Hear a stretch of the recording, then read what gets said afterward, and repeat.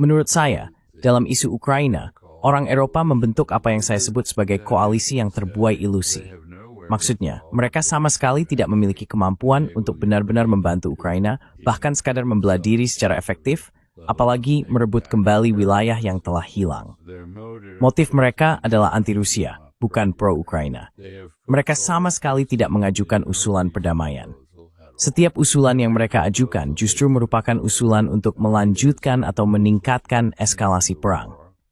Dan sekarang Amerika Serikat dengan sangat cerdik telah menyerahkan perang Ukraina kepada orang Eropa.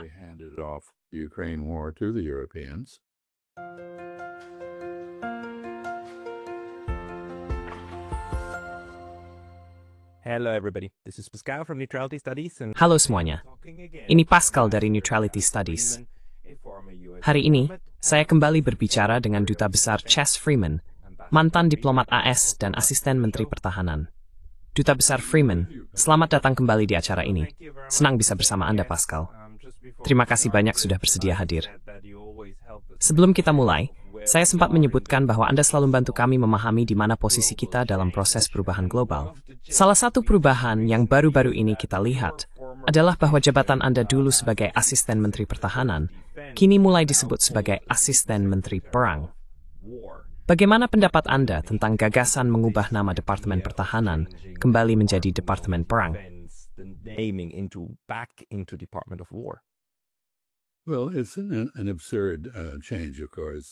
Tentu saja, ini adalah perubahan yang absurd. Dan ini mencerminkan nostalgia terhadap masa lalu yang tidak pernah dialami oleh Presiden Trump, tetapi justru ia agung-agungkan. Masa itu adalah era McKinley dan Teddy Roosevelt, ketika Amerika Serikat sangat tegas secara militer. Tampaknya memang ada sesuatu terkait hal ini, dalam arti satu-satunya ahli strategi serius di pemerintahan Trump, Elbridge Colby, yang merupakan penulis dokumen Strategi Keamanan Nasional yang akan datang, tampaknya sedang mempertimbangkan untuk menarik kehadiran Amerika dari luar belahan barat, atau setidaknya menguranginya, dan mengembalikan doktrin Monroe dalam versi keduanya. Tentu saja, doktrin itu dideklarasikan sekitar tahun 1920, ketika Amerika Serikat belum memiliki kapasitas untuk menegakkan hegemoni di belahan barat.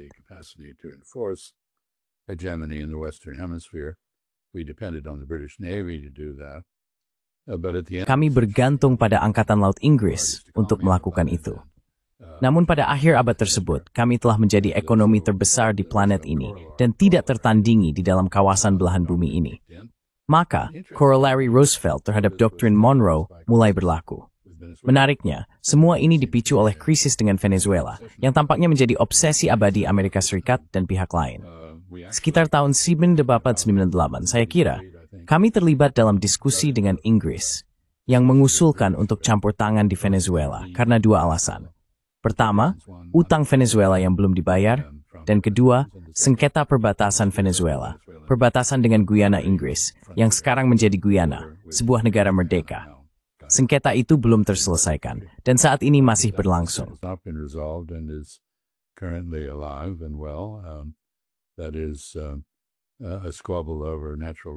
Itu adalah perselisihan mengenai sumber daya alam di dalam perbatasan yang dipersengketakan. Namun pada dasarnya, Amerika Serikat memperingatkan Inggris bahwa jika mereka melakukan apa yang mereka rencanakan, kami akan berperang dengan mereka. Dan hal itu memicu diskusi di London tentang apa arti perang dengan Amerika Serikat pada tahun 1998, 1999, 1991, dan pihak militer Inggris menyimpulkan bahwa hal itu akan berarti hilangnya Kanada sebagai dominion, dan bahwa hal tersebut tidak sepadan. Maka mereka kemudian menenangkan Amerika Serikat dengan sangat terampil. Salah satunya adalah membatalkan, menghapus sebuah perjanjian yang disebut Perjanjian Clayton-Bulwer. Memdaring sawis Surprise dan zesport merun kolonel hatitating na mathan Inggris na menjadi terusan Panama. What became the Panama Canal. That was replaced. Teddy Roosevelt. Itu telah digantikan. Teddy Roosevelt merekayasa pemisahan wilayah yang sekarang menjadi Panama dari Kolombia, dan Inggris menanggapi dengan mengembangkan perjanjian baru yang memberikan hak kepada Amerika Serikat untuk membangun kanal tersebut. Tentu saja, Prancis, de Lesseps dan lainnya telah menjadi investor dalam pembangunan kanal di tanah Genting Panama. Tetapi, mereka terpaksa mundur. Hal kedua yang terjadi adalah perselisihan antara Amerika Serikat dan Kanada mengenai di mana perbatasan di pantai Pasifik Kanada. Dengan Amerika Serikat mengklaim wilayah yang sekarang menjadi Panhandle, Alaska, dan Kanada mengklaim, menurut saya secara wajar, bahwa wilayah di utara Vancouver seharusnya menjadi milik Kanada, bukan Amerika. Diserahkan kepada sebuah tribunal arbitras, satu perwakilan Inggris, satu Amerika, dan satu Kanada. One British representative, one American, one Canadian, and the Brit was instructed to vote for the United States. Dan orang Inggris itu diarahkan untuk memilih Amerika Serikat demi menenangkan kami. Itulah penjelasan mengapa ibu kota negara bagian Alaska berada di Juneau, di sebuah wilayah kecil di sepanjang pantai Pasifik, dan mengapa pantai di utara British Columbia di Kanada menjadi milik Amerika, bukan Kanada. Semua ini berjalan sangat baik karena kebijakan penenangan kadang-kadang merupakan strategi diplomatik yang berhasil, yaitu jika negara yang ditenangkan memiliki ambisi yang cukup terbatas, tidak seperti Hitler yang ambisinya tidak terbatas. Dan hal ini sangat berpengaruh terhadap keputusan Amerika Serikat untuk ikut serta dalam Perang Dunia II di pihak Inggris, bukan Jerman, karena saat itu tidak ada simpati di Amerika Serikat terhadap Inggris Raya.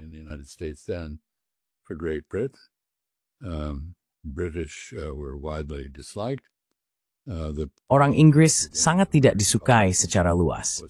Permainan politik utama para politisi Amerika adalah memelintir ekor singa, seperti yang disebutkan. Dan sebenarnya, di Amerika Serikat ada lebih banyak orang dengan nama belakang Jerman daripada nama belakang Inggris. Dalam keluarga saya sendiri, kakek saya, yang kabur dari ayahnya yang sangat terkenal, seorang profesor di Universitas Chicago, dan bergabung dengan Cavalry Illinois untuk melawan Pancho Villa, seorang revolusioner Meksiko yang telah menyeberangi perbatasan ke Amerika Serikat, mengejar Pancho Villa ke seluruh utara Meksiko. Unitnya dinasionalisasi dan dikirim ke Inggris sebagai persiapan untuk berangkat ke benua Eropa. Preparatory to going onto the continent, and there were great squabbles with the British. Dan terjadi perselisihan besar dengan Inggris. Tetapi pada dasarnya, mereka telah menyeret kita ke dalam perang melalui operasi intelijen palsu, yang dikenal sebagai Telegram Zimmerman. Sebuah telegram yang mereka rekayasa, seolah-olah berasal dari Berlin, yang menawarkan kepada Meksiko wilayah barat Amerika Serikat jika mereka mau bergabung dengan Jerman dalam perang. Tentu saja, ini sepenuhnya palsu, direkayasa oleh MI6, tetapi cukup untuk membuat orang panik dan mau kita ke dalam perang. Jadi semua ini sangat rumit, tetapi sangat menarik bahwa status Venezuela, batas-batasnya, hubungannya dengan negara lain, dan sebagainya, kembali menjadi sorotan utama. And so forth is once again in the headlines. And we underestimate this. Ya, dan kita meremehkan dampak dari perseteruan lama atas wilayah yang dipersengketakan. Maksud saya, yang dipersengketakan secara politik. Kita juga melihatnya dalam cara Amerika Serikat selama 60 tahun memperlakukan Kuba. Tapi ketika berbicara tentang Venezuela, menurut Anda, apakah saat ini pengerahan militer di Karibia harus diartikan sebagai persiapan untuk benar-benar berperang? Maksud saya, Amerika Serikat baru saja meledakkan kapal kedua yang mereka klaim adalah kapal narkoba Venezuela. Tapi tidak ada cara bagi kita untuk memeriksa itu, kan? Kita harus menerima kata-kata AS bahwa itu benar. Dan bahkan jika itu benar, itu tetap akan menjadi pelanggaran besar terhadap hukum maritim. Tapi menurut Anda, apa yang sebenarnya terjadi di sana? Well, I don't think it's preparatory to an invasion. Saya tidak berpikir ini adalah persiapan untuk invasi, tetapi saya rasa ini adalah bagian dari upaya jangka panjang di abad ke-21 untuk menggulingkan pemerintahan Venezuela. Nicolas Maduro, penerus Presiden Chavez, Hugo Chavez Frias, pendiri gagasan Bolivarian di abad lalu. Maksud saya, Simon Bolivar adalah sosok luar biasa yang ambisi dan kemarahannya terhadap penghinaan yang diterima penduduk kolonial Spanyol di Venezuela dan Kolombia, yang saat itu disebut Gran Colombia. Kemarahannya atas perlakuan kelas 2 menginspirasi dia untuk memimpin pemberontakan yang efektif melawan kekuasaan Spanyol di Amerika Selatan. dia adalah tokoh besar. Dan Hugo Chavez Frias, presiden sebelum Nicolas Maduro, merupakan sebagai member dan inspirasi ideologi sangat berbeda. Ini Alan Key dan sangat dengan Kuba. Left-wing and very much associated with Cuba. So the Bolivarian idea, which inspired Jadi, gagasan Bolivarian yang menginspirasi kudeta atau percobaan kudeta oleh Hugo Chavez Frias yang gagal dan kemudian akhirnya membawa pada naiknya dia ke kursi kepresidenan Venezuela adalah ideologi sosialis dan melibatkan hubungan erat dengan Kuba. Tentu saja, Amerika Serikat adalah rumah bagi banyak pengungsi Kuba, imigran dari Kuba. Salah satunya kini menjabat sebagai Menteri Luar Negeri kita. Komunitas Kuba di Amerika Serikat ini, setidaknya hingga baru-baru ini, bersatu dalam keinginannya untuk menggulingkan rezim Fidel Castro di Kuba. Dan secara tidak langsung, mereka juga menentang dua negara lain di kawasan tersebut, Venezuela dan Nicaragua, yang keduanya memiliki hubungan dekat dengan Kuba. Both of which had close relations with Cuba. Cuba, for a time during the Cold War, was not only Cuba, pada masa Perang Dingin, bukan hanya bersekutu dengan Uni Soviet yang memicu penentangan Amerika terhadapnya atas dasar strategis, tetapi juga mengekspor revolusi. Sekarang, Cuba mengekspor dokter, yang jelas jauh lebih baik untuk diekspor. Namun Venezuela terjebak dalam silang sengketa anti-Kuba, dan pada akhirnya menjadi sangat bergantung pada Kuba, begitu pula sebaliknya. Setelah Uni Soviet runtuh, pasokan minyak Kuba berasal dari Venezuela. Kehadiran Kuba melatih angkatan bersenjata Venezuela, memberikan perawatan medis di Venezuela, memengaruhi politik Venezuela, sangat kuat. Dan hal ini sangat ditentang oleh Amerika Serikat, khususnya oleh kelompok kepentingan khusus yang saya sebutkan tadi, yaitu komunitas Kuba Amerika. Jadi ini memiliki sejarah yang cukup panjang belakangan ini, tetapi seperti yang saya sampaikan, masalah kita dengan Venezuela, statusnya, dan perilakunya sudah berlangsung sangat lama. and its behavior go back a very long way. So yesterday Marco Rubio actually Jadi kemarin, Marco Rubio sebenarnya, atau sehari sebelumnya, dalam sebuah pengumuman di TV, mengatakan bahwa Nicolas Maduro bukanlah presiden Venezuela, bahwa sekitar 50 negara tidak mengakuinya sebagai presiden, dan bahwa dia hanyalah pemimpin sebuah kartel. Dan semua ini terdengar seolah-olah sedang dipersiapkan dasar untuk membuat argumen hukum bahwa orang ini sendiri bisa disingkirkan. Karena kita baru-baru ini melihat strategi serangan pemenggalan kepala oleh Israel dan Amerika Serikat di Asia Barat. Dan ada orang-orang yang khawatir bahwa ini sekarang bisa diperluas ke Venezuela, dan bahwa Amerika Serikat tidak akan menurunkan pasukan, tetapi akan mencoba memancing Maduro ke suatu tempat, di mana mereka tahu keberadaannya, dan kemudian boom. Dan kemudian terjadilah perubahan rezim secara otomatis. Apakah itu juga menjadi kekhawatiran Anda? Is that a fear that you also have? It is a justified apprehension. Itu adalah kekhawatiran yang beralasan. Ada hadiah sebesar 90 juta untuk kepala Nicolas Maduro, hidup atau mati. Jadi sangat jelas bahwa pemerintahan Trump, dan saya pikir khususnya Marco Rubio, berusaha keras untuk merekayasa perubahan rezim di Caracas. Saya tidak melihat banyak bukti bahwa ini akan berhasil. Saya rasa ini adalah salah tafsir terhadap politik Venezuela. Saya bukan pendukung Nicolas Maduro atau rezimnya, atau pembela kecurangan yang mereka lakukan dalam pemilu. Namun faktanya, ada milisi bersenjata berjumlah 4,5 juta orang di Venezuela yang telah dimobilisasi untuk menghadapi kemungkinan invasi atau upaya kudeta. Dan faktanya, Anda tidak akan memiliki milisi bersenjata sebanyak 4,5 juta orang jika Anda tidak yakin dengan posisi dan otoritas Anda dalam kekuasaan. Your position in power and your authority. So, I think Jadi menurut saya, Amerika Serikat dan para penentang Venezuela dari kalangan Kuba Amerika salah membaca politik Venezuela. Bukan berarti tidak akan terjadi sesuatu. Itu bisa saja terjadi. Dan saya harus mengatakan, kita harus mengakui bahwa pemerintahan Chavista Maduro di Venezuela telah tidak cakap, tidak kompeten, dan represif.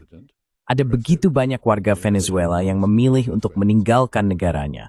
Bukan hanya ke Amerika Serikat, tetapi juga ke tempat-tempat seperti Chile, yang merupakan negara demokrasi dengan reputasi baik dan telah terbuka bagi mereka, serta Peru, Ekuador, dan Kolombia tentu saja, yang merupakan tetangga Venezuela. Namun banyak warga Venezuela yang datang ke sini, dan ini juga terkait dengan xenofobia pemerintahan Trump dan kampanyenya melawan imigran ilegal atau orang-orang dengan status selain izin masuk yang sah. A status other than legal admission.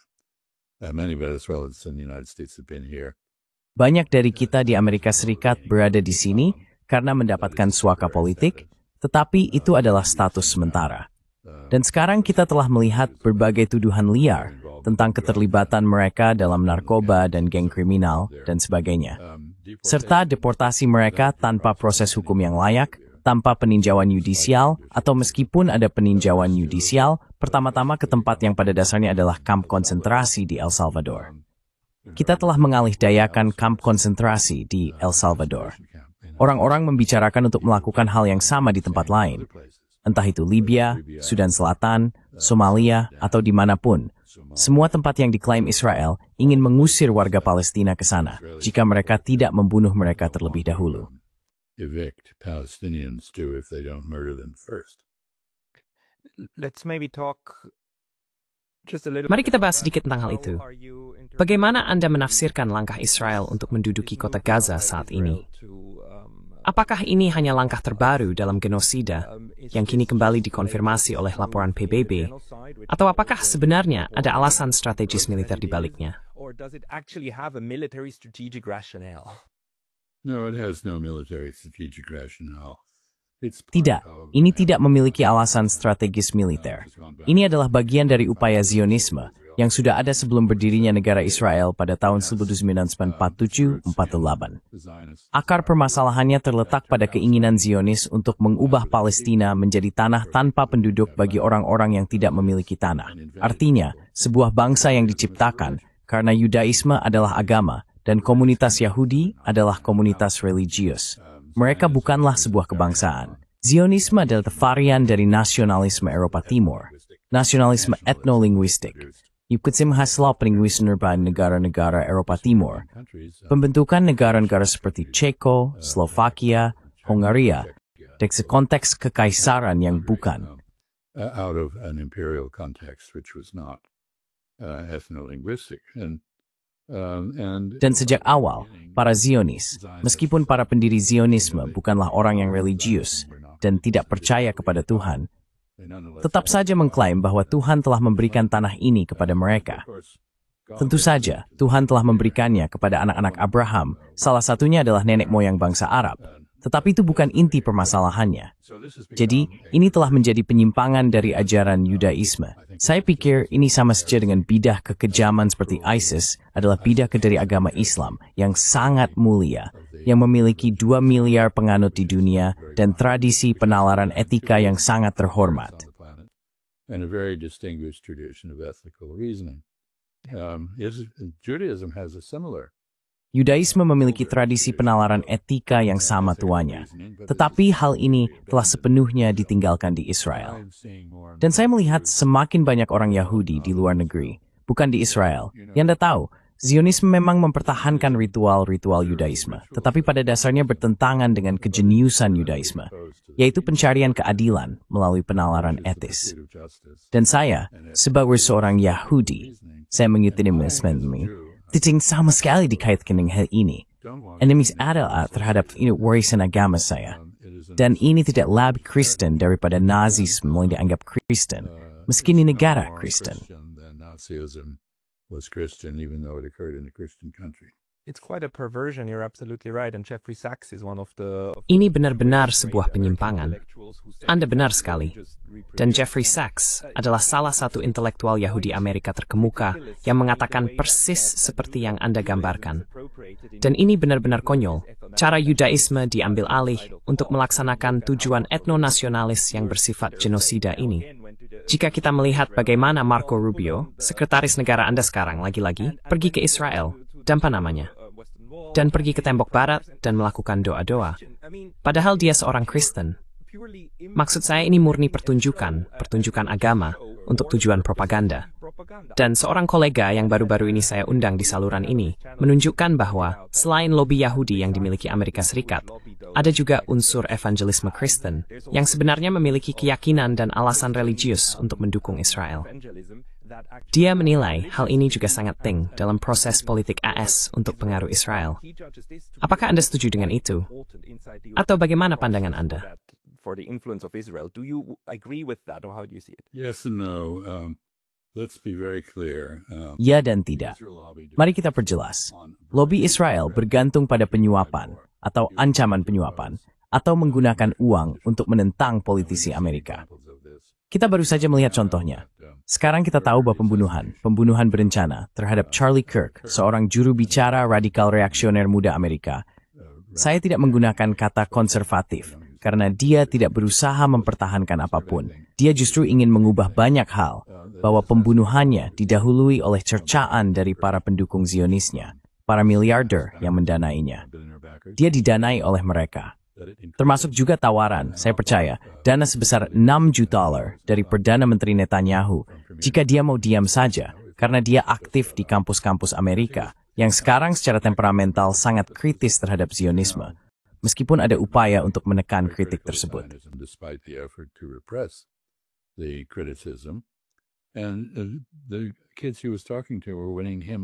Dan anak-anak yang dia ajak bicara mulai memenangkannya. Dia sendiri semakin kritis terhadap Zionisme dan apa yang dilakukan di Tanah Suci serta wilayah lainnya. Jadi dia sebenarnya takut, bukan hanya kehilangan sumber pendanaannya, tapi juga nyawanya. Sekarang ada teori konspirasi yang didukung kelompok sayap kanan, yang sama sekali tidak saya percayai, tapi memang beredar, bahwa dia dibunuh oleh Mossad. Hal ini cukup mengganggu Israel, sehingga Perdana Menteri Netanyahu sampai harus secara terbuka membantah bahwa itu benar. Tentu saja, saya harus mengatakan bahwa sekarang tidak ada yang percaya pada apapun yang dikatakan Perdana Menteri Netanyahu. Jadi ini mungkin justru menambah kredibilitas pada sesuatu yang kemungkinan besar hanyalah teori konspirasi. Bagaimanapun, basis evangelis itu memang ada. The evangelical base is there, and ironically, of course, their thesis is that Dan ironisnya, tentu saja, tesis mereka ada bahwa jika Bait Suci dibangun kembali, menggantikan Masjid Al-Aqsa di atas Bukit Bait Suci di Yerusalem. Dan dalam kitab Wahyu tampaknya ada penyebutan tentang lembu merah yang harus terlibat dalam hal ini, lembu betina muda, maka kiamat akan datang. Akhir zaman akan muncul. Semua orang Yahudi akan dibasmi atau dipaksa menjadi Kristen. Dan orang Kristen yang taat akan diangkat ke surga. Inilah teorinya. Jadi, inilah sebuah teori yang pro-Zionis tetapi anti-Semit. Dan ini merupakan komentar yang luar biasa tentang betapa rumitnya semua ini. Dan orang-orang Israel beserta kelompok mereka, pada dasarnya kolom kelima mereka di dunia barat, baik di Prancis, Jerman, Amerika Serikat, atau Inggris, menanggapi kritik terhadap Israel dengan mengecam siapapun yang mengatakannya sebagai anti-Semit. whoever said it as anti-Semitic. And basically they have cheapened the term to such. Dan pada dasarnya, mereka telah merendahkan istilah tersebut sedemikian rupa. Antisemitisme adalah sebuah kengerian, dan memang seharusnya dipandang seperti itu. Namun mereka telah merendahkan istilah tersebut sampai pada titik di mana antisemitisme, yang dulu berarti seseorang yang membenci orang Yahudi, sekarang berarti seseorang yang dibenci oleh sebagian orang Yahudi dan ingin mereka bungkam. Jadi maknanya terbalik, dan kita telah melihat hal yang sama terjadi pada istilah-istilah lain. Teroris tidak pernah berarti penentang pendudukan dan genosida Israel. Jadi, jika Anda berdemo di London, belum lama ini, saya salah mengira sebuah demonstrasi anti-imigrasi dan Islamofobia sebagai aksi pro-Palestina. Palestine Action, sebuah kelompok yang berkomitmen pada hak asasi manusia warga Palestina, telah dicap sebagai organisasi teroris. Dan sekarang, ada ratusan ribu orang Inggris yang secara teknis dan legal dicap sebagai teroris karena mereka menentang genosida. Maksud saya, Anda tidak bisa mengarang cerita seperti ini. You couldn't make this stuff up, really. It's utterly Orwellian, and it's plainly. Ini benar-benar bersifat Orwellian. Dan ini jelas bersifat Orwellian, dalam arti bahwa jutaan, bahkan puluhan juta orang di seluruh dunia, sebenarnya miliaran melihatnya. Siapapun yang mengikuti berita tentang Eropa dan tidak berada di dalam gelembung yang sangat-sangat kecil, ini sebenarnya paham bahwa ini hanyalah penyalahgunaan semua prinsip yang selama ini dikampanyekan oleh Barat. Tapi mungkin itu juga cara bagi kita untuk menghabiskan 10 menit terakhir membahas narasi aneh ini, mungkin di dalam Eropa, tentang perang di Ukraina, di mana kita melihat salah satu contoh lain, di mana Barat terus-menerus menunjukkan kebajikannya tentang niatnya menyelamatkan Ukraina, sementara pada saat yang sama mendorong rakyat Ukraina ke liang kubur lebih awal, ke bayonet Rusia. Tapi bisakah Anda ceritakan bagaimana melihat negosiasi perdamaian atau upaya-upaya menuju resolusi antara Rusia dan Amerika Serikat berkembang saat ini? I don't think I can do that in 10 minutes. Sorry. Anyway, Saya rasa saya tidak bisa melakukannya dalam 10 menit. Maaf. going on here. Bagaimanapun, menurut saya ada cukup banyak hal yang terjadi di sini. Standar ganda yang diterapkan pada Israel dan Ukraina, di mana setiap warga Ukraina yang tewas dipuji sebagai pahlawan dan martir, sementara setiap warga Palestina yang tewas hanya dianggap sebagai angka. Setiap orang Israel yang meninggal disebut martir, dan setiap orang Palestina yang meninggal dianggap bukan siapa-siapa. Standar ganda ini telah banyak berperan dalam menggulingkan posisi dominasi moral Barat di dunia. Barat tidak lagi membuat aturan. Sebagian besar dunia, mayoritas global, sama sekali tidak menghormati Barat dan menganggapnya munafik serta penuh tipu daya. Maksud saya, apa yang bisa Anda katakan tentang kolektif Barat yang menyebut asimilasi paksa di Xinjiang sebagai genosida, tetapi pembunuhan massal di Gaza bukan? But murdering people en masse in Gaza is not. So the West has lost its moral standing. Jadi, Barat telah kehilangan pijakan moralnya, dan sebagian besar penyebabnya adalah apa yang terjadi di Gaza dan tepi Barat. Tepi Barat tentu saja adalah kisah yang jarang diungkap, tetapi pembersihan etnis sedang berlangsung di sana. Itu hal pertama. Hal kedua, tentu saja, Amerika Serikat sekarang bertindak seperti negara nakal, bukan pendukung tatanan pasca Perang Dunia II. Untuk waktu yang singkat, kita mengemukakan argumen tentang apa yang disebut tatanan berbasis aturan, yang sebenarnya tidak ada hubungannya dengan Bretton Woods, NATO, atau Pax Americana pasca Perang Dunia II. Intinya adalah, kami yang membuat aturan, kami yang menentukan siapa yang harus mematuhinya. Aturan itu tidak berlaku untuk kami, tapi kalian harus patuh. Bukan hukum internasional yang merupakan hasil konsensus. Jadi Amerika Serikat pada dasarnya benar-benar kehilangan kredibilitas. And so the United States is basically totally discredited. We have gone down into the mud with Israel.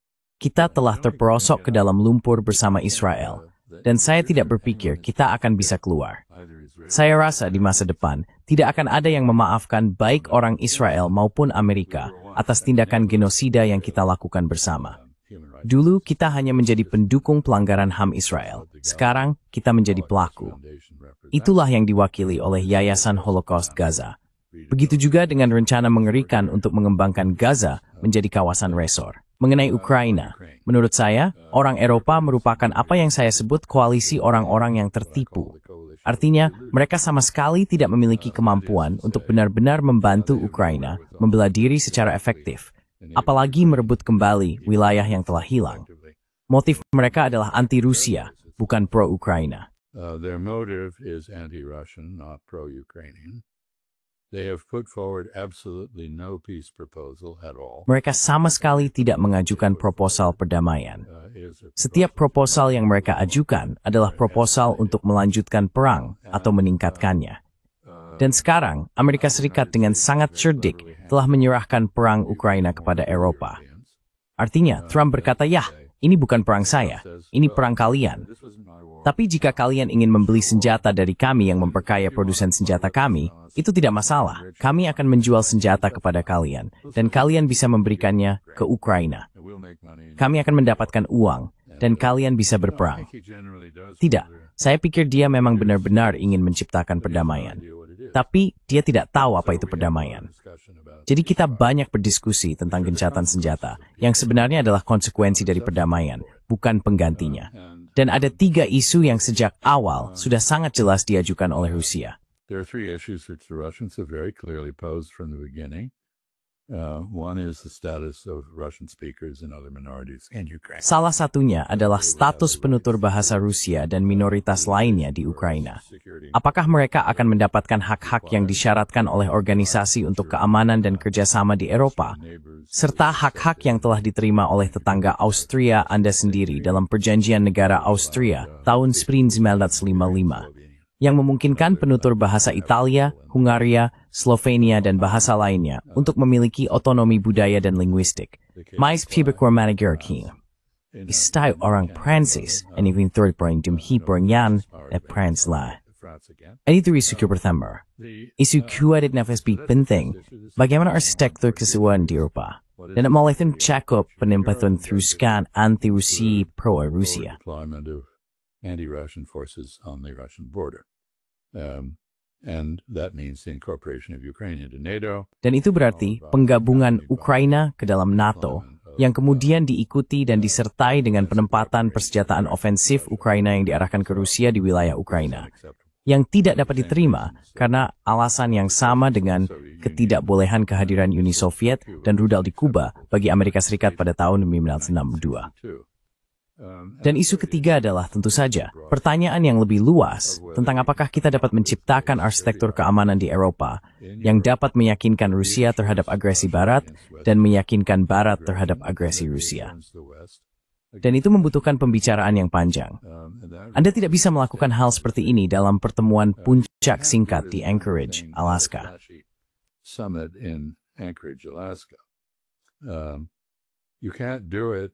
You can't have a summit that works. Anda tidak bisa melakukannya. Anda tidak bisa mengadakan pertemuan puncak yang berhasil tanpa banyak Sherpa yang mempersiapkan pendakian ke gunung. Tidak ada satupun dari ini yang dilakukan. Dan disinilah akhirnya saya sampai pada hal yang paling saya sesalkan sebagai mantan diplomat Amerika. Negara saya tidak lagi melakukan diplomasi. Itu berarti kami tidak lagi memiliki proses kebijakan yang mengintegrasikan strategi, kebijakan politik, militer, dan ekonomi, atau bahkan strategi yang koheren sama sekali. Kami telah melemahkan Departemen Luar Negeri, kami telah menghapus Badan Pembangunan Internasional AS, dan kami tidak lagi dipandang sebagai kekuatan yang baik secara internasional. Kami dipandang sebagai pengganggu. Internationally, we're seen as a bully. And we behave that way. And so, dan kita berperilaku seperti itu. Jadi, itu sangat tidak efektif. Saya rasa Anda bisa melihat hal ini dalam pemungutan suara Majelis Umum PBB untuk mengutuk Israel yang hanya mendapat 10 suara. Amerika Serikat, Argentina, Tuan Milei tampaknya memiliki kebingungan seperti ini. Anda menyebutkan Wakil Presiden Vance. Dia seorang Kristen, tapi sangat goyah. Dia pernah menjadi Katolik, Mormon, dan sekarang katanya kembali menjadi Katolik. Saya tidak tahu apa pandangan dia tentang Yudaisme. Dia menikah dengan seorang Hindu. Saya rasa agama bukan motivasi utama perilakunya. Milei mungkin lebih rumit. Tapi Milei sangat tertarik pada Yudaisme, dan telah menyatakannya dengan sangat jelas. Dia sangat pro-Zionis. Viktor Orban, common cause with Netanyahu. Viktor Orban sejalan dengan Netanyahu karena ia menyukai otokrasi dan mereka memiliki kesamaan lainnya. Lalu ada kelompok negara yang beragam. Tentu saja Israel memilih menentang. Dan menurut saya di Majelis Umum PBB yang kita lihat sekarang, setelah pelanggaran terang-terangan Israel terhadap kedaulatan Qatar dan tindakannya yang mengakhiri upaya negosiasi perdamaian di Gaza, adalah bahwa mediasi Qatar telah berakhir. Kita telah melihat pertemuan di Doha yang mempertemukan hampir semua anggota Organisasi Kerjasama Islam. Dan saya pikir mereka akan sangat aktif sekarang, tidak hanya pasif di Perserikatan Bangsa-Bangsa. Dan saya rasa mereka akan mengambil langkah terhadap Israel dengan berbagai cara. I think they will go after Israel in several ways. One, of course, is Pertama, tentu saja, adalah membenarkan kemungkinan penangguhan keanggotaan Israel di Perserikatan Bangsa-Bangsa, seperti yang pernah dilakukan terhadap Afrika Selatan, atas bentuk apartheid yang jauh kurang kejam dibandingkan yang kini dipraktikkan Israel. Kedua, mengeksplorasi kemungkinan resolusi Uniting for Peace. Dan ketiga, karena delegasi Palestina ditolak visanya untuk datang ke Majelis Umum PBB, meskipun ada perjanjian markas besar, mempertimbangkan apakah PBB perlu dipindahkan. Awalnya ke Jenewa mungkin, dan selanjutnya ke tempat lain, barangkali di Asia yang kini telah menjadi pusat politik dan ekonomi global. Jadi saya pikir banyak hal sedang bergerak sekarang. Dan semua ini berakar pada perilaku buruk Israel yang didukung oleh Amerika Serikat. By the Israelis backed by the United States. Very last footnote I would like to ask. Poin terakhir yang ingin saya tanyakan kepada Anda, karena Anda mengatakan Anda menyesalkan fakta bahwa Amerika Serikat tidak lagi melakukan diplomasi. Baru-baru ini, saya mengundang 3 duta besar Eropa ke program saya, dan mereka mengatakan hal yang persis sama tentang Eropa. Kesimpulan yang kami capai dalam diskusi itu adalah bahwa sebagian besar hal ini disebabkan oleh sekuritisasi diplomasi, alih tugas aktivitas diplomatik ke Departemen Pertahanan, ke badan-badan intelijen, yang sekarang melakukan semua analisis dan pelaporan kebijakan luar negeri, alih-alih Departemen Luar Negeri dan diplomat yang sebenarnya. Apakah Anda setuju dengan pernyataan itu untuk AS, ataukah prosesnya berbeda? No, I think that's very much part of the problem.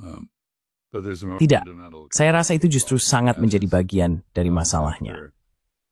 Namun ada masalah konseptual yang lebih mendasar, yaitu setelah berpuluh-puluh tahun Perang Dingin dan pembelahan anti-Rusia di Eropa, baik Amerika Serikat maupun Eropa tidak lagi memiliki kemampuan untuk berpikir secara strategis.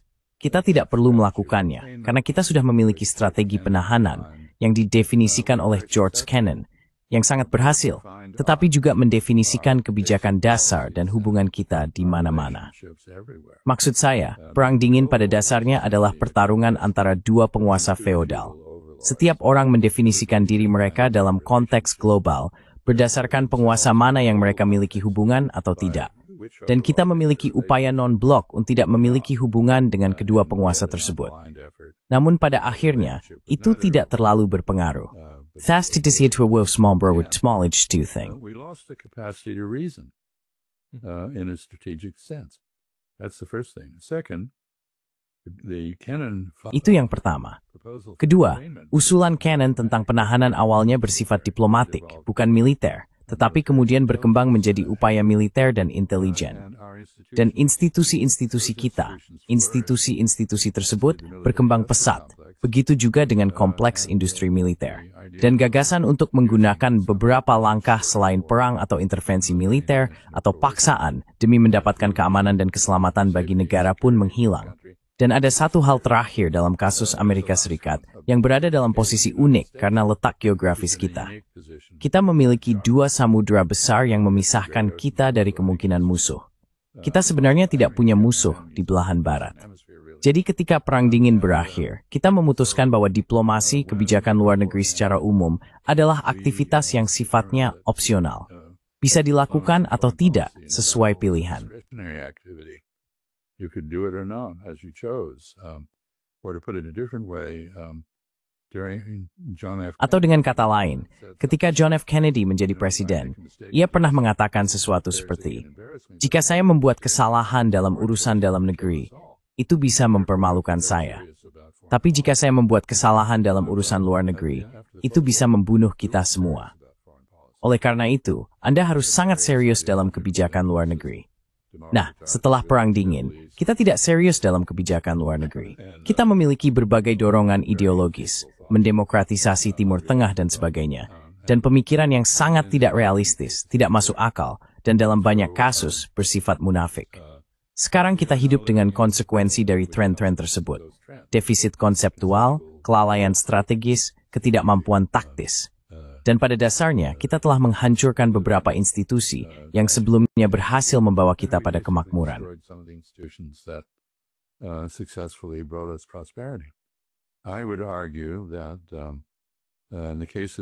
Saya berpendapat bahwa dalam kasus Perserikatan Bangsa-Bangsa, yang patut dipertahankan adalah aturannya, hukum internasional, piagam PBB, bukan institusinya. Dan jika institusinya harus digantikan, seperti Liga Bangsa-Bangsa dulu, institusi baru bisa membangun di atas pencapaian PBB. Namun saya ingin menutup dengan satu pemikiran terakhir, yaitu, menurut saya sungguh tidak masuk akal menuduh bahwa mayoritas global, Tiongkok, India, Rusia, dan yang lainnya, berusaha menggulingkan tatanan dunia atau bahwa mereka adalah revisionis. Mereka demikian. Mereka justru berusaha memulihkan tata organisasi sebagai PBB dan hukum internasional yang telah dihancurkan kita. Of international law, which has been destroyed by us. They are conservatives. Mereka konservatif, dalam arti mereka ingin mempertahankan hal-hal yang ada. Tentu saja, mereka juga ingin memperbaikinya, akan ada penyesuaian kecil. Namun menurut saya sangat penting untuk dicatat bahwa setiap institusi yang diciptakan oleh kekuatan yang sedang bangkit dan kembali berpengaruh ini, ambil contoh Asian Infrastructure Investment Bank, bukanlah pesaing atau penolakan terhadap pendahulunya dari Bretton Woods. Mereka mengikuti aturan yang sama. Bahkan, dalam beberapa hal, mereka sedikit lebih baik. Jika Anda ingin mendapatkan pendanaan untuk sebuah proyek di Asian Infrastructure Investment Bank, dan Anda adalah sebuah perusahaan, Anda bisa mengajukan penawaran meski gara Anda bukan anggota bank tersebut. Hal ini tidak berlaku di Bank Dunia. That is not the case with the World Bank. Same thing with the Shanghai Cooperation Organization. Hal yang sama terjadi dengan Organisasi Kerjasama Shanghai dan BRICS. Ini adalah forum, tempat pertemuan di mana isu-isu kebijakan dapat diperdebatkan secara terbuka tanpa takut dihalangi oleh Dewan Keamanan. Dan jelas Dewan Keamanan tidak merepresentasikan konstelasi kekuatan saat ini.